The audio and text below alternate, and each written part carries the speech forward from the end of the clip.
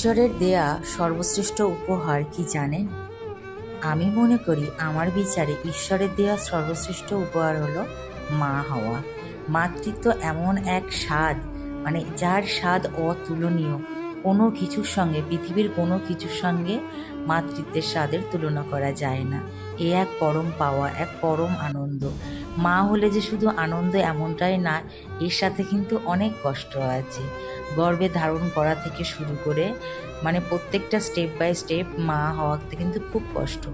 বাচ্চা জন্ম নেওয়ার পরে প্রায় রাতে ঘুম না হওয়া, জেগে কাটিয়ে দেওয়া, না খেয়ে শান্তি, না শুয়ে শান্তি, না কাজ করে শান্তি, সমস্ত সময় বাচ্চার টেনশান।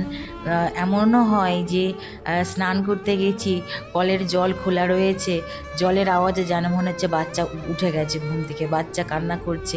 ছুটতে ছুটতে এসেছি, এসে দেখছি যে কি করছে সে, না সে ঘুমোচ্ছে, কিন্তু